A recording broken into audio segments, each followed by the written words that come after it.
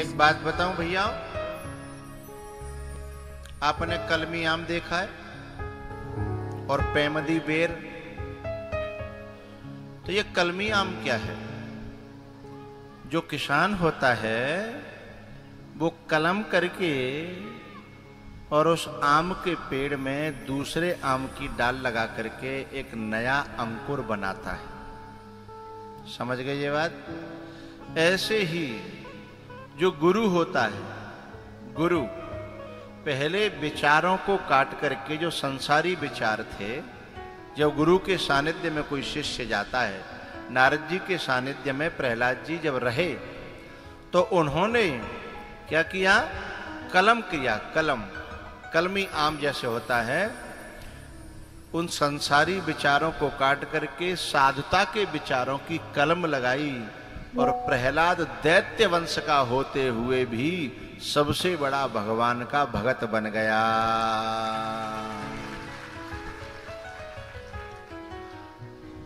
दुर्लभो विषय त्यागो दुर्लभम तत्वदर्शनम दुर्लभा सहजावस्था सद्गुरोः करुणाम विना। दुर्लभा सहजावस्था यानी संसार से वैराग्य होना बड़ा दुर्लभ है, और तत्व दर्शन बड़ा दुर्लभ है, और सहजावस्था यानी सच्चिदानंद रूप का ज्ञान हो जाना, चिदानंद रूप शिवोहम, इस बात का ज्ञान और इस बात में स्थिति भी बड़ी दुर्लभ है। लेकिन गुरु कृपा हो जाए तो ये तीनों की तीनों सुलभ हो जाती हैं, जैसे प्रहलाद जी को हुई।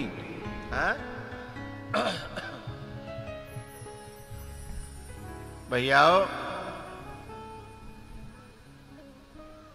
प्रहलाद जी महाराज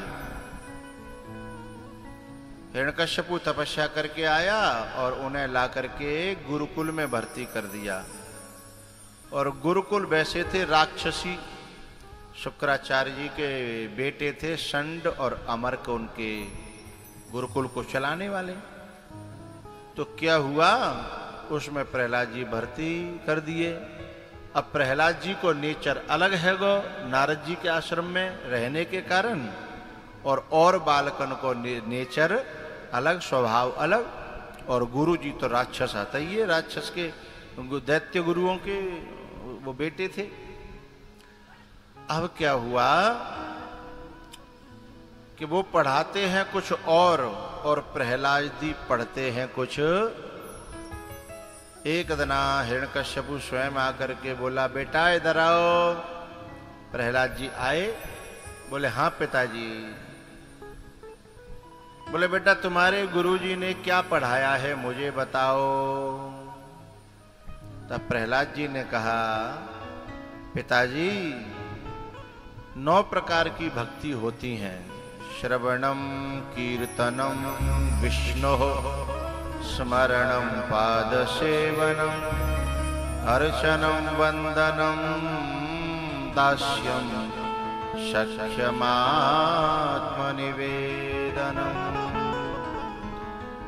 अर्चनम वंदनम दास्यम सख्यम आत्मनिवेदनम। भैया राक्षस तो नाराज हो गया, बोले ये भगती भगती, अरे या भगती भगती करनी है का हमें का तू बाबा जी बनाना हो, जिन भगती नहीं पढ़ रहा है। अरे पढ़ना है तो कछु वैसी चीजें पढ़े जो दुनिया लूट खसोट सके, दुनिया है जीतना है हमें, और तू कह रहा हो भगती। भाई मीरा के घरवाले ने जी तो कही यदि भगत ही करनी है तो जा घर से बाहर जा, यहाँ तो गुपन फता ना धरे, मई भजन करियो मई खइयो, आज के बाद घर में आई तो बहू ने कह दी कि राणा जी तेरे महलों में आगे लगे।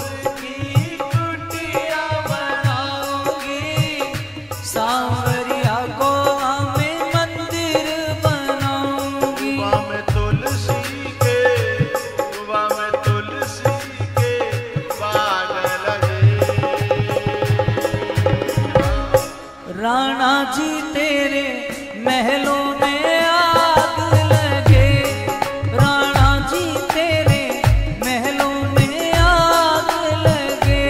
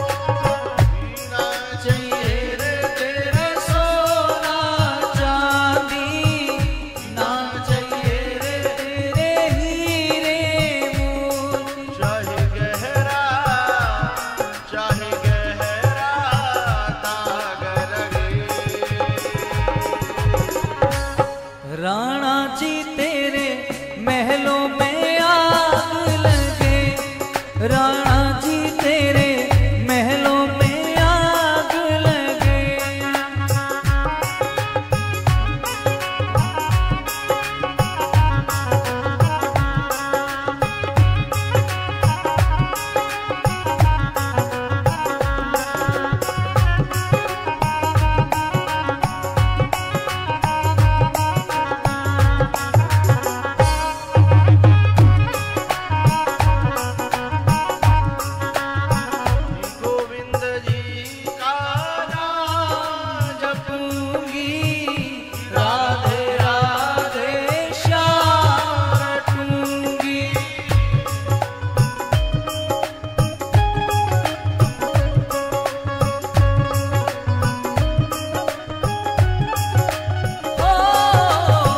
गोविंद जी का नाम जपूंगी, राधे राधे श्याम रटूंगी।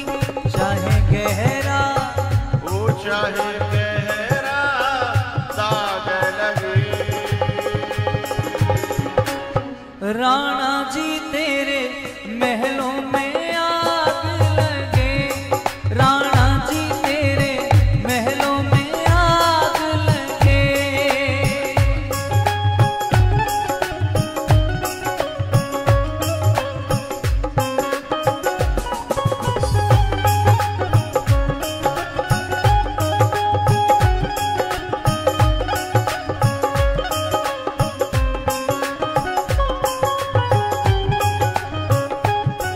राणा जी तेरे महलों में आग लगे, राणा जी तेरे महलों में आग लगे।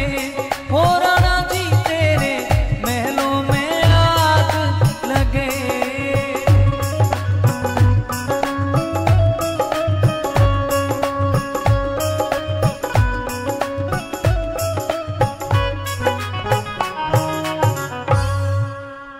राणा जी तेरे महलों में आग लगे, सी में तो चली गोवर्धन राणा,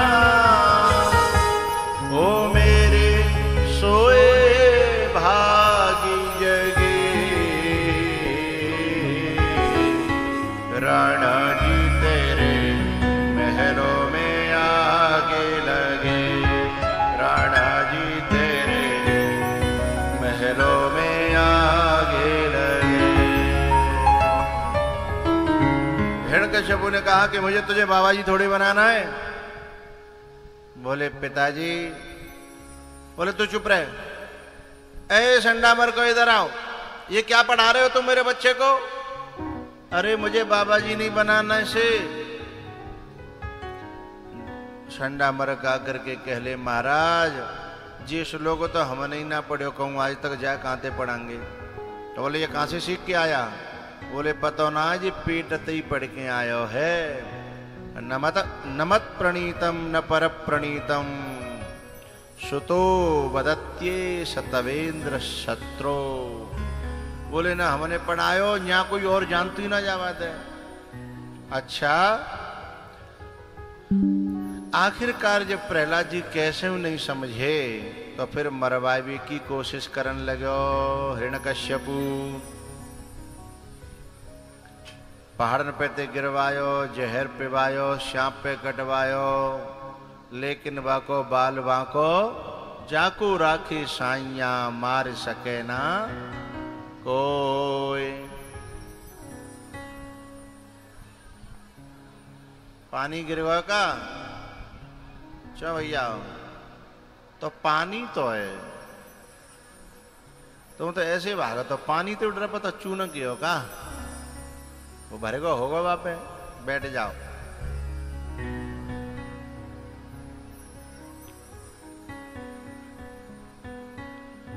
भैया प्रहलाद जी महाराज जब कैसे उन्हें मरे तो उनकी बहन थी हिरण्यकश्यपु की होलिका। उसने कहा चिंता मत करो, मैं मारूंगी। मुझे ब्रह्मा जी से एक जो है चादर मिली है, वरदान मिले हो कि मैं ओढ़ के बैठूंगी, अब मुझे अग्नि नहीं जला सकती। वह ओढ़ के बैठ के प्रहलाद लेके आग में, और भैया प्रहलाद जब कैमरा लगा दियो कोई बालक होगा कब।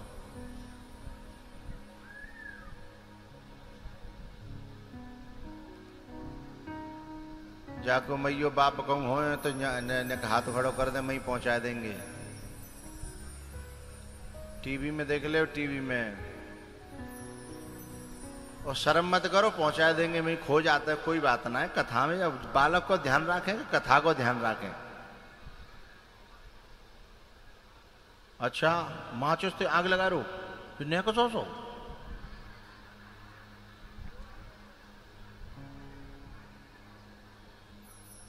कोई बात ना है। देखो उधर कार्यकर्ता पूछ रहे हैं, वहां ले जाओ, वहां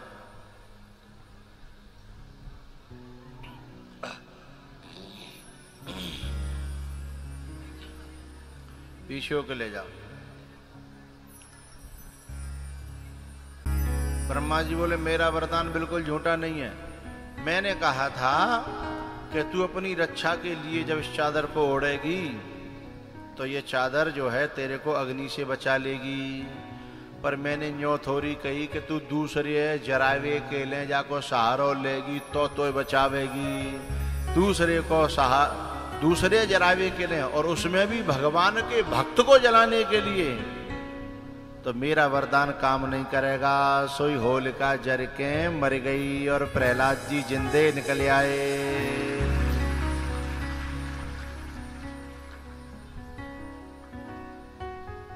हिरण्यकश्यपु ने सोचा कि काऊ पे ना मरो तो मैं ही देखूं। तो वहां ने पूछी चौरे त्यो भगवान कहाँ बताइयो। बोले पिताजी मेरा भगवान कहाँ ना यो बताइयो। बोले सब जगह। बोले हाँ।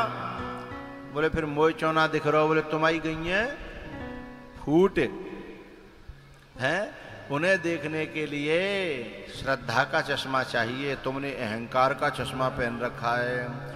और अहंकार तो आंखों को फोड़ता है, आंखों को खोलता नहीं है। इसलिए बोले इस खम्भे में है क्या। बोले हाँ है, इस खम्भे में भी है। आगे मत निकालो बेटा, वो पीछे ही रास्ता बताया करो, पीछे ही बैठा दिया करो। यहां कोई समझदार सा बालक रहना चाहिए भाई। हरे कृष्णा कृष्णा कृष्णा। यदि कोई बीच में इनके मिलने जुलने वाला भी हो, उसे कहा करो ने के देर बैठ लो, लंच हम पहुंचा देंगे माँ, मैं ही बैठा लो करो। तो बीच में भंगा पड़ता है। मिलने जुलने वाले को भी लंच तक बैठा लो करो, वहीं बैठ जाओ, फिर लंच में भले ही एक दूसरे मिल के कर लो करो। हरे कृष्णा कृष्णा कृष्णा हरे हरे, हरे राम राम राम हरे हरे।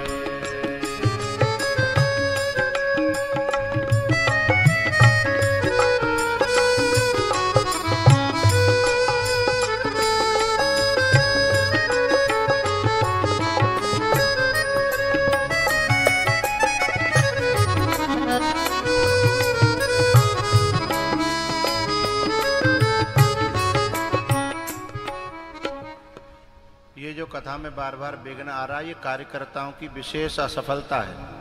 आज जो है बार बार, और ये दो दो बिलांद के बालक कार्यकर्ता कर रहे हैं। और जो ना कि देखो जो वो अम्मा सुनी ना रही, सुनी कैसे, कोई समझदार सा हो तो ठीक है, वो बात जो करिए हट जा तू को है।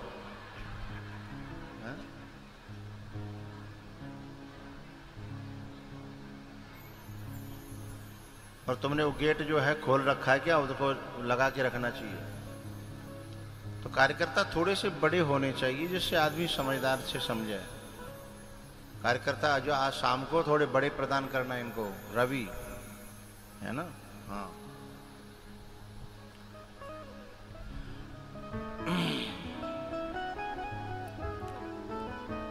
हिरण्यकश्यपु ने कहा कि मैं जो है देख नहीं पा रहा हूं, पर तू ने बता दिया खम्मा में है का। बोले हाँ है। तो हिरण्यकश्यपु ने अपना गदा उठाया और वह खम्मा में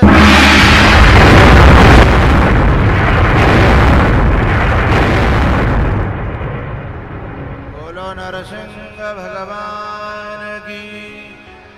ऐसे नहीं मानेंगे, जोर से बोलो नरसिंह भगवान की। क्या बात है, नरसिंह भगवान की। क्या बात है, इसे कहते हैं अयला है।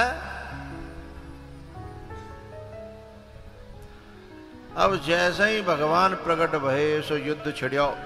देवता बोले जा जल्दी मारो जल्दी। भगवान बोले जौन कछु वरदान ले राखे जो कोई खेल ना हतो जा मारे वो टाइम पे मरेगो जीव। तब फिर जो है लड़ते लड़ते शाम हुई। देहरी पे घोटून पे धर के गिनाई के बता रात या के दिन। बोले ना दो वक्त मिल रहे, न रात और न। हाँ, तेने मांगियो वरदान। बोले हाँ मांगियो। तेने कही कि न भीतर न बाहर। बोल कहाँ है। बोले बीच देहरी में। एक एक करके सब वरदान गिना दिए। और जब सब वरदान गिन गए सोई उसका पेट फाड़ दिया। अब जो प्रहलाद जी है ना, उनसे कहा कि बेटा बड़ी देर है गई, मुझे क्षमा करियो, तेने मेरी वजह से बड़े कष्ट सहन करे और अब तू मुझे पे कछु मांग ले। प्रहलाद जी बोले कि तुम मुझे राजा बनावे आए हो कि भिखारी। बोले राजा बनाने आया हूं। तो बोले मांगो तो पहले ही सिखाए रहे हो। अरे हमको यदि तुम्हें कुछ देना ही है तो ऐसा वरदान दो कि हम कभी मांगना न पड़े, हम हमेशा देने का काम करें, ऐसा वरदान दो। और तुम आमद कह रहे हो कछु मांग ले, तो आदत पड़ गई तो मांग लो, गड़बड़ है जागो।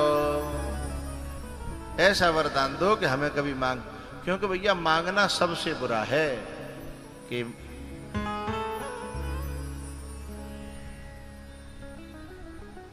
मांगन से मरना भला, मत मांगो कोई भीख, मांगन मरण समान है, यह सद्गुरु। माँ को सोने से ला दूंगा, खुशी की बात है ना ये, हैं?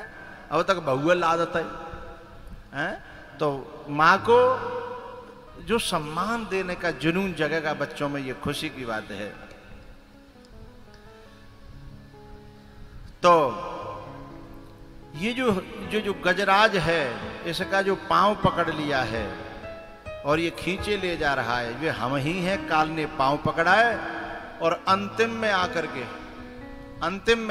के जब ये गजराज, ये इंसान जब हॉस्पिटल में अंतिम सांस गिनता है, तब सब जाके मिलवे जुलवे भाई आ जाता है। वो फोन हो जाता है ना कि बाबा जावी आ रहे हैं, आ जाओ, हैं?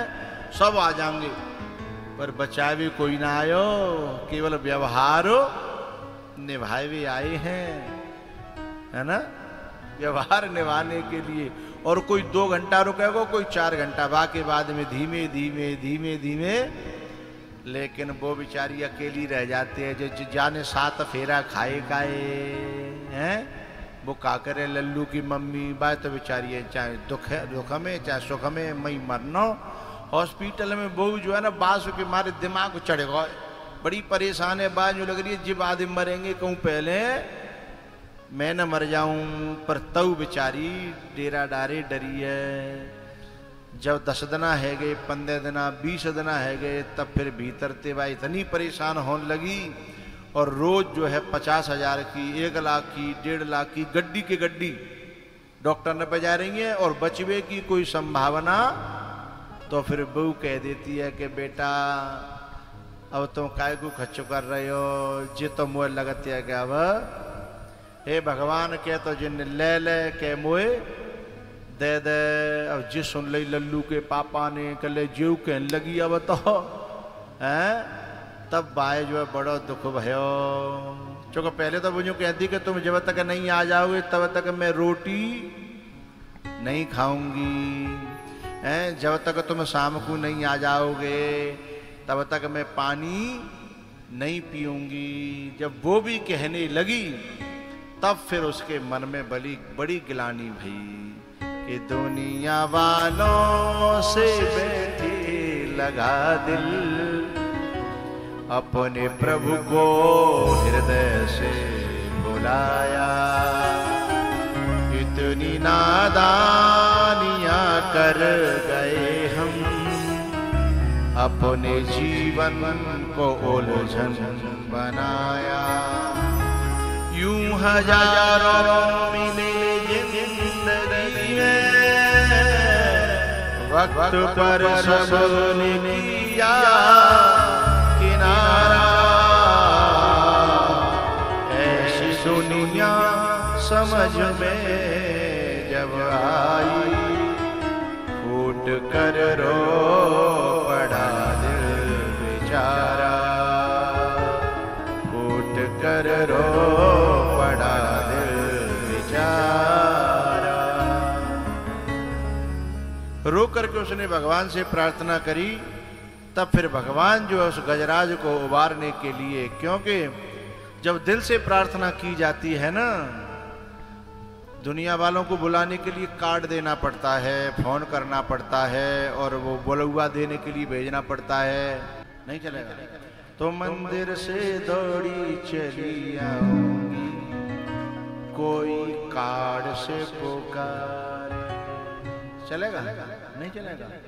ऐ मंदिर से दौड़ी चली आऊंगी, कोई दिल से पुकारे।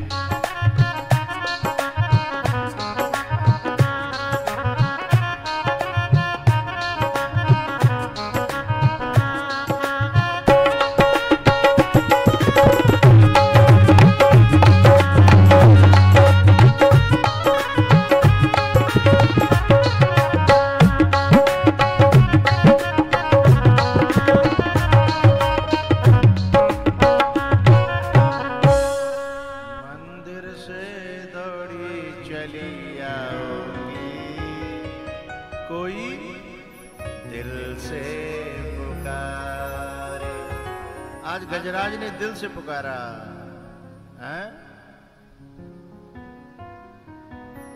बुद्धिर विकुंठिता नाथ समाप्ता मम युक्तयः, नान्यत् किंचित् विजानामि,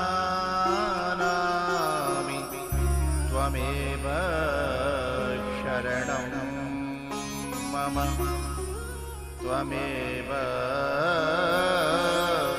शरणं मम। भैया भगवान ने तब बचाया। भगवान भी तभी बचाते हैं जब कोई दिल से पुकारे। हम तो जो है ना पहले संसार वालों को पुकारते हैं कि जी बचावेगो, जी बचावेगो, जी बचावेगो, जी बचावेगो। लेकिन जब साधक सबकी छोड़ करके केवल ठाकुर जी से पुकार करता है तब ठाकुर जी स्वयं आकर के बचाते हैं। भैया इस कथा के बाद में 9वें स्कंद में सूर्यवंश की चर्चा है। इसमें राम कथा बड़ी संक्षेप से है, बड़ी छोटी है। इसमें अम्बरीश, मानधाता, सगर, अंशुमान, दिलीप, भगीरथ, खटवांग, दीर्घ बाहु, रघु, अज, दशरथ। और दशरथ जी महाराज के कोई संतान नहीं होती थी तो जो है एक दिन गुरुजी के यहाँ गए। गुरुजी ने यज्ञ कराया और गुरुजी ने यज्ञ कराया। तीनों रानियों को प्रसाद मिला। यज्ञ में जब अग्निदेव प्रकट हुए तो तीनों रानियों ने पाया और भगवान राम ने जो है 9वीं तिथि मधुमास पुनीता शुक्ल पक्ष अविजित हर प्रीता और दिन के 12 बजे राम जी का जन्म हुआ। बोलो रामचंद्र भगवान की जय। एक हल्की सी बधाई। भगवान रामचंद्र जी का जन्म महोत्सव कोशिश करेंगे शाम तक कन्हैया को जन्म है जाए, नहीं होगा तो कल फिर कर देंगे। कोशिश करेंगे, फिर भगवान की इच्छा। प्रगटे हैं राम रघुरैया, प्रगटे हैं राम रघुरैया, अवध में बाजे बधैया। प्रगटे हैं राम रघुरैया, अवध में बाजे बधैया।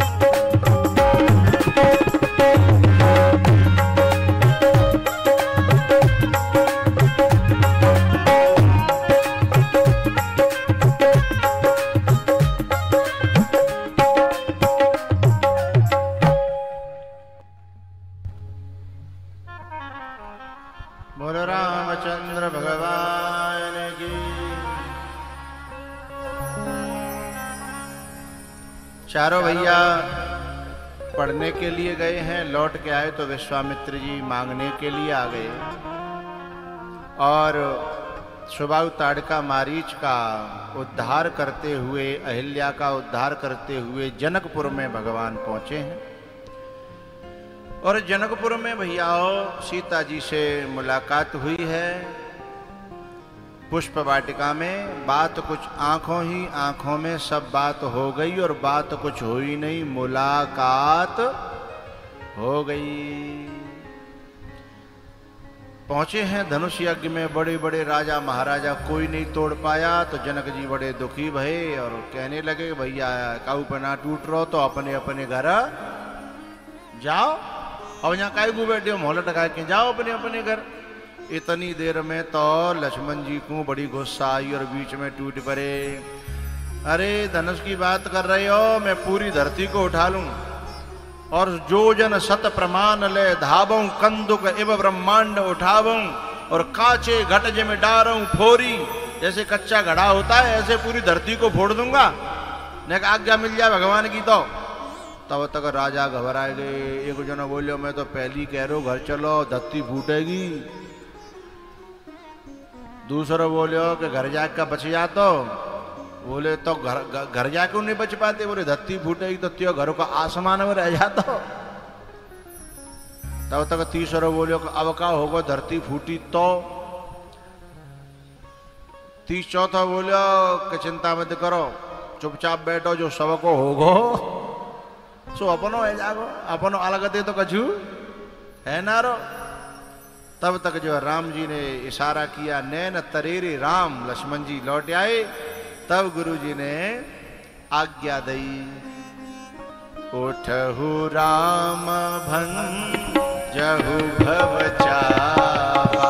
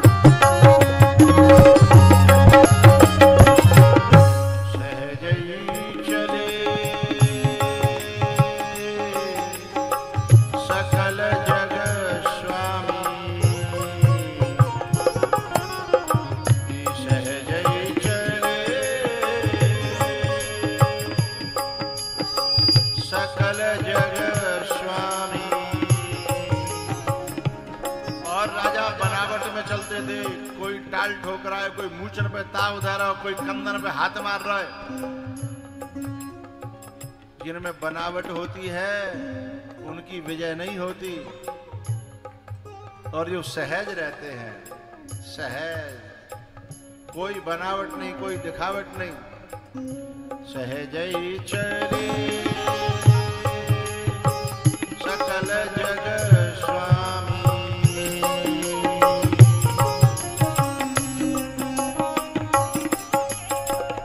राम जी जब चले हैं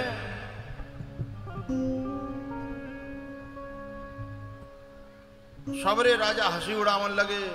अड़िया भैया जी धनुष तो रहेगो, बड़े बड़े मुछंदर तो तोड़ नहीं पाए और यही तो रहेगो, हट जाओ रास्ता दो।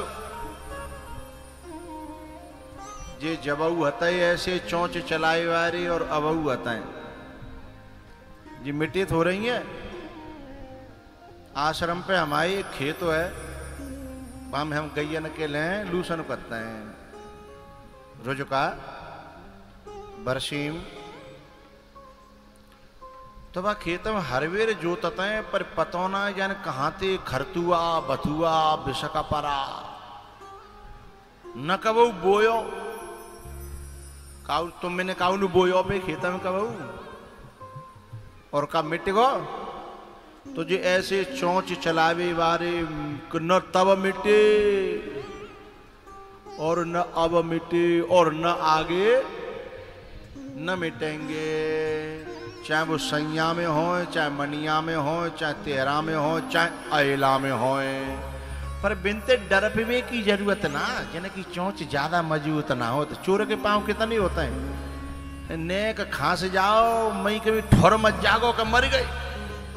हमारे यहाँ बड़े बूढ़े, अच्छा देखो और जगह देशन में सिक्योरिटी पे जवान रखा जाता है ना, और हमारे यहाँ बिजली पे, खेत पे, घर पे रखवारी के लिए बुर राख्यो जातो है, जहाँ में बिल्कुल सांस ना हते।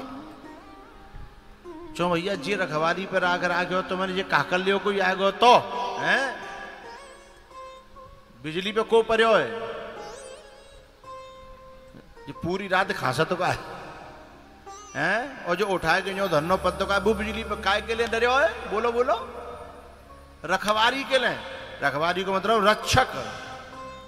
बोले क्यों क्यों? अच्छा वो रक्षा करता भी है, रखवारी कर रहा है, क्योंकि उसको ये पता है कि ये चिलम चोटन के लिए मेरी खांसी ही काफी है, हथियार की जरूरत नहीं है।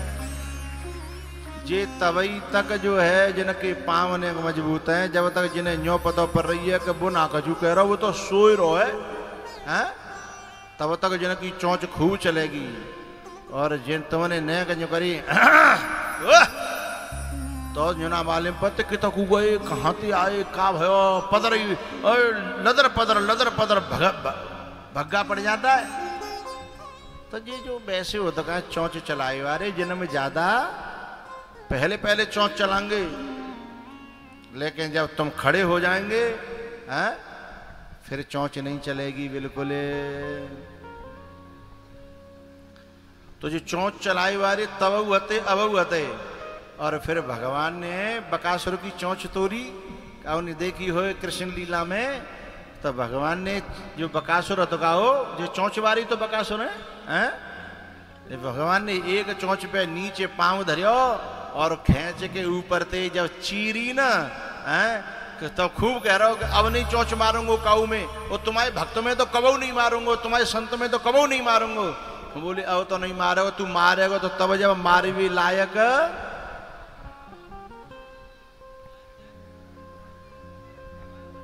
रामायण में एक चौपाई है, तुलसीदास जी से किसी ने पूछा कि सबसे बड़ा पाप क्या है। अय लावायो, बड़ी प्यारी बात कह रहा हूं, सबसे बड़ा पाप क्या है? तो लोगों ने सोची तुलसीदास जी बताएंगे कि काऊ के माले मारे वो, कि काऊ मर्डर करे वो, कि काऊ कछु करे वो। बोले ये पाप हो तो होगा? बोले ना, सबसे बड़ा पाप है किसी सामान्य व्यक्ति की भी निंदा करना। मैं आपको ऐसे ही नहीं कह रहा, तालियां जोरदार बजाइए, बात समझ में आई है तो।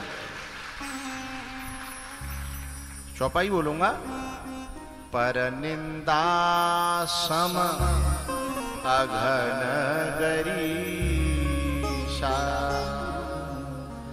दूसरे में दोष देखना और दूसरे का दोष कहना, ये सबसे बड़ा, छोटा मोटा नहीं, इसके समान कोई पाप दूसरा है ही नहीं, सबसे बड़ा पाप है। लेकिन ये अभी मैं आधी बात कह रहा हूं, सामान्य व्यक्ति की बुराई करना पाप है, सबसे बड़ा पाप है, लेकिन वो भी क्षमा हो सकता है। लेकिन उसकी निंदा करना जो भगवान के आश्रित है, या भगवान की भक्ति कर रहा है, भगवान के रास्ते पे चल रहा है, या भगवान की कथा सुन रहा है या कह रहा है, यार उसकी लिए चोंच चल रही है, निंदा है रही है, तो बाको तो मोह देखवे को धर्म ना, बाको उसका मुंह देखने से देखने वाले को कलंक लग जाता है, ये शास्त्र कहता है। पर निंदा सम अघन गरीशा, पर निंदा सम अघन गरीशा, दूसरे में दोष देखना दूसरे के दोष कहना, इससे बड़ा दूसरा कोई पाप। और जिन्हें जो कह रहे हैं और जो देख रहे हैं उनसे जरा दूरी बना के रखना। बेबस तुम्हें चुपकेंगे, हाँ, तुम्हारे पास आएंगे, तुम्हें चौंच चलाएंगे भी, बोलेंगे तुम पे तो चौंच चला रहे हैं, तुम्हारे तो हित की बात कह रहे हैं, हाँ, तुम्हारे तो हित की बात कह रहे हैं।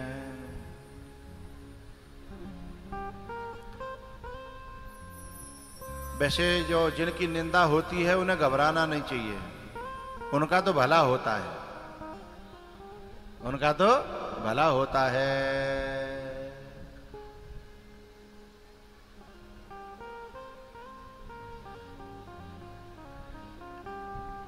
एक राजा था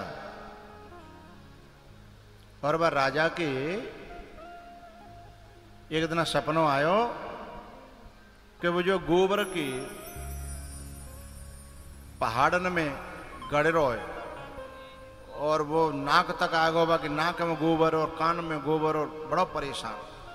एकदम नींद खुली, गुरुजी के पास गयो कि आज मैंने बड़ो बड़ो सपना देखो, मैं घबरायो, पसीना आ रहे मोए और मैं जैसे तैसे सपना ही नहीं होता तो मैं मर जाता हूँ, ये हथुकाओ। तो गुरुजी ने कही बेटा तैने कहो गोबर दान तो ना करो, दान की चीज हमेशा बढ़ती है, किसी को दी हुई चीज बढ़ती है।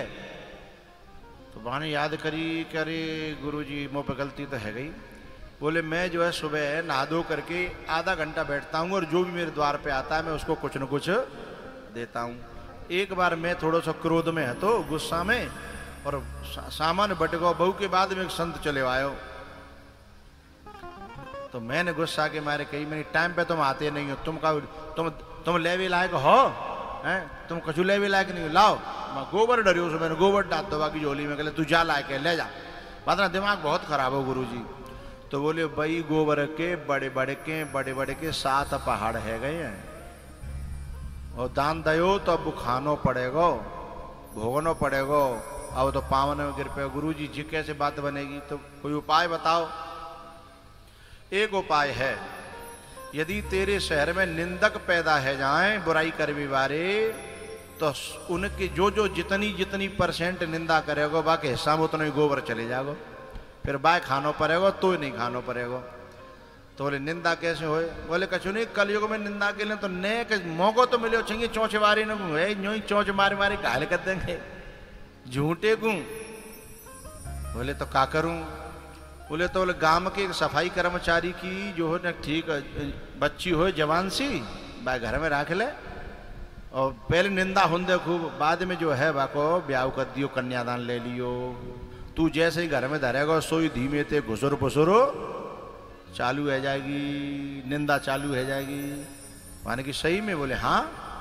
सुबह ने जो अपने नगर में से एक जो है सफाई कर्मचारी की बच्ची थी एक युवान, वो राख लई 2 दिना भये 4 दिना भये, सोई जो है अला के एक थोक में थे घुसुर पुसुर चालू भई कि भैया राजा फाजा कछूना ये तो न्यो ही है। धीमे धीमे पूरे क्षेत्र में आए भैया भ्रष्ट है गो, न्यो है गो, पाखंडी है, न्यो है त्यों है। अब का भयो गुरुजी के पास गए, बड़ो परेशान है कि गुरुजी मेरी नाक में दम है गई, चारों तरफ से ऐसी बात सुनने को मिल रही है। बोले कोई बात नहीं बेटा, आ तो दिखाऊं, आंखें बंद कर। वाह यह दिव्य दृष्टि से गुरुजी ने दिखाए, 6 पहाड़ खत्म, 1 पहाड़ रहेगा। मानो कि 6 पहाड़ खा गए? बोले हाँ। बोले 1 रहेगा। बोले ये 1 क्यों रहेगा? बोले जो तेरे नजदीक के लोग हैं, जो तेरे पे दृढ़ विश्वास करते हैं, तुझे समझते हैं, वो अभी बुराई ना कर रहे, उनको विश्वास टूटे ना है। वो जो कह रहे हैं कि हमारा राजा ऐसा हो नहीं सकता है ना सकतो। तो बोले वो तो कहो विश्वास टूटेगा नहीं बिन को, बोले तोड़ना पड़ेगा तभी जो गोबर बटेगा, और नहीं तो ये खानो। तो बोले का करें बताओ? बोले अब जो है उनको मौका दे, जो कह रहे का है उनकी चढ़ती बन जाए और जिनकी गिरती बन जाए। तो बोले का करूं? बोले अपने रथ पे बा छोरिए बैठा रे के एक वीर नगर में घुमाए दे। बोले ये तो बड़ी कर्री बात है, मुंह पे कैसी होगी? बोलो नहीं तो खा ले गोबर, पहाड़े खा। बोले गुरुजी बड़ी कर रही अटकाए दी तुमन तो। अब माने मजबूरी में आए कि वो छोरी जो है रथ पे बैठा है कि और जैसे ही नगर में घुमाई सो जो चौंच चला रे का है, बोले देख ले हैं, तो समझ में नहीं आई। अब तो आंखें ते देख ले कि अब फूट गई हैं। सोई फिर बेउ दबाव में आए के निंदा करन लग गए। अब जाके रथ पे ते उतर के वह छोरी है घर में करके और राजा पावन में गुरुजी के गिर पड़े। गुरुजी ठौर मत जाऊंगो मैं अब तो, अब वो कचू रहेगा का देखियो दिखाइयो। सो 7वां पहाड़ खत्म, बस एक गोबर को पला रहेगो।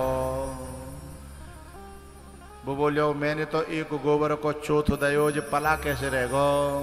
बोले तेरे राज्य में फलाना फलाने नाम का और एक जो है ना व्यक्ति है और वो जो है निंदा ना कर रहा हो भाई कैसे करके बाकी मोहते हाँ हूं ना नुकुर करवा ले।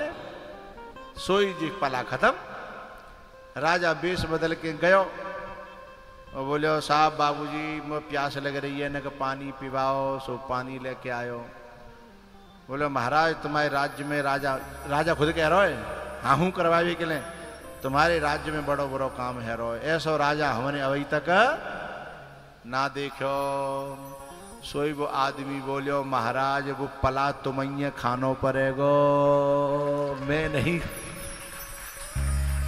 जोते बजा देते तो समझ में आ जाती मोए के बैठ गई है। मेरी समझ में आ जाती कि खोपड़ी में बात। तो जी गोबर खाए भी वारी हैं, जी चौचे चलाए भी वारी हैं, जिनते ज्यादा डर पे की जिनके पाम बहुत ज्यादा नहीं होते हैं। और जितनो कोई गोबर खावे उतनो आदमी खुश होनो चाहिए। तो ये जो है जबऊ हतए ये गोबर खावे वारे और अबऊ हतए। अब यदि न को कोई बच्ची जो है ना न को पूजा पाठ करने ओहो भगतानी है रही है माँ अयला तक जा रही है कथा सुन भी अयला तक है। यहाँ गांव में कथा भैया भाई 20 दिन पहले 15 दिन पहले यहाँ गई फिर माँ जा रही है। अरे वही कथा है। तो ऐसे जो गोबर खावे वाले हैं तो जिनको दर्शन करना उचित नहीं है, इनका संग करना तो बिल्कुल भी उचित नहीं है।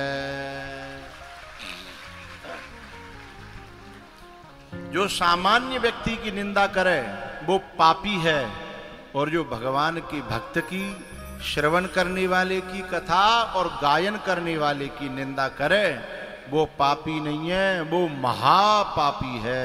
उसका दर्शन मत करना चाहे वो कोई भी क्यों न हो।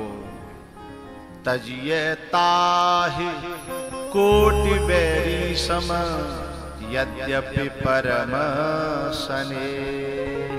कभी कभी हम उल्टा करते हैं, त्यागना तो चाहिए उन लोगों को और हम त्यागने लग जाते हैं संतों को, ग्रंथों को, महापुरुषों को। हैं कि महाराज जी अब हम तुम्हें नहीं बुला पाएंगे, हमारे गांव के तुम्हें राजी ना आए ताते हम नहीं बुला पाएंगे, हमारी मजबूरी समझो। तो त्यागना चाहिए किसको? ऐसे लोगों को। हाँ नहीं कोई सामान्य बात कर रहा हूँ, ये अयला की ना है, ये पूरी दुनिया में भारत की बात कर रहा हूँ। पूरी दुनिया में ऐसे गोबर खावे वाले थे और हैं और आगे भी रहेंगे। पर बिन डर भी क्या जरूरत है। कदम अपना आगे बढ़ाता चला जा, सदा प्रेम के गीत गाता चला जा। तेरे मार्ग में वीर कांटे बड़े हैं, लिए तीर हाथों में बैरी खड़े हैं। युवा वीर तू दन दनाता चला जा, सदा प्रेम के गीत गाता चला जा। जो सोए पड़े हैं उन्हें तू जगा जा, जो बिछोड़े हुए हैं उन्हें तू मिला संदेश सुख का सुनाता चला जा, सदा प्रेम के गीत गाता चला जा। तो राम जी जब चलने लगे, उन्होंने देखा ही नहीं कौन क्या कह रहा है, मुझे क्या करना, मुझे तो अपना लक्ष्य हासिल करना है। जब लक्ष्य हासिल कर दूंगा तो ये जो चोंच चला रेखा है, जिनकी चोंच अपने आप टूट जाएंगी, तोड़ने की जरूरत ही नहीं पड़ेगी। हमारे साधक कभी कभी ऐसी गलती कर लेते हैं, अल्लाह अपने काम में बाद में देखूंगा, पहले ना जिन्हें हिल लेते लगाए दूं, हिल लेते लगाए दूं, होगी सो देखी जाएगी। तो कभी कभी, हाँ एक बात और बताऊं, हमारे देश में कभी कभी चोंच चलाने वालों ने कभी कभी बड़े अच्छे लोगों को डकैत बनाया था। हमारे चंबल का एक डकैत था जिसका नाम था पान सिंह, बोलो, हाँ पान सिंह तोमर। मिलिट्री का इतना अच्छा धावक था, इतना अच्छा रेसर था कि इंडिया के लिए मेडल लेके आया था। और बड़ा शरीफ, बड़ा अच्छा इंसान था। लेकिन जो चोंच चलावे वाले ने फिर बाएं बंदूक उठानी, हथियार उठाने, क्योंकि हमारे देश का हर नागरिक शराफत से बरतता है तब तक जब तक अति नहीं हो जाती। लेकिन हमारे देश के नागरिक के पास में, हर एक के पास में धनुष भी है, बाण भी है, लेकिन छोकरा के पेड़ पे टांगे रखे हैं हर नागरिक ने। महाभारत की कथा याद करो, हैं? जब अर्जुन ने यूं कही, मैंने हथियार फेंके ना, केवल समी के पेड़ पे टांगे तो हैं? विराट के यहाँ जब कौरवों ने चढ़ाई करी, जब वो भिहंडला बन करके रह रहे थे अर्जुन, उसने कहा हथियार मैंने अभी फेंके ना, केवल पेड़ पे टांगे हैं। जब अति कर दी कौरवन ने, तब फिर वहीं से जाकर के हथियार उठाए और एक एक करके कर्ण, दुर्योधन, भीष्म, द्रोण, सबको परास्त करके और एक एक के वस्त्र उतार के लेके आए अर्जुन। तो तुम सब अर्जुन हो, मेरे देश का हर नागरिक अर्जुन है। लेकिन वो किसी पे हथियार चलाना चाहता, यदि उसके हाथ में बंदूक दी जाती है ना, तो किसी चोंच चलाने वाले का उसमें हाथ होता नहीं। वो तो अच्छी वाली नौकरी कर रहा था, पान सिंह तोमर, देश के लिए मेडल लेकर के आया था, लेकिन लोगों ने उसे मजबूर कर दिया। तो मेरी प्रार्थना है कि जब कोई व्यक्ति आगे बढ़ता हो तो हौसला न दे सको, तो कम से कम बाकी टांग खींचने की कोशिश मत करना। और यदि उसके हाथ हथियार उठ गए तो फिर लेने के, फिर वह तोमर सिंह को, पान सिंह तोमर को जो दद्दा हतो ना, फिर वो भजतो फिरो, छुपतो फिरो, फिर अंतिम में बाने पान सिंह तोमर ने कह के बोले, तूने मेरी दादी को, निहत्ती दादी को मारा, मेरी मासूम दादी को मारा, मैं तो चाहता था कि तुम मेरे दद्दा हो, दद्दा की इज्जत बनी रहे, लेकिन तुम दद्दा लायक हो नहीं। उनके ऊपर फिल्म बनी है, पान सिंह तोमर के ऊपर फिल्म बनी है, देखिएगा। तो किसी को इतना मजबूर न करिएगा। और साधकों से मेरा कहना है, जहां तक हो इधर उधर वाले लोगों की चिंता न करके अपनी मंजिल पर चलते जाइए, चलते जाइए, चलते जाइए। हम गिरते उठते पड़ते जब आगे निकल गए तो हंसी उड़ाने वालों के चेहरे उतर गए, हैं?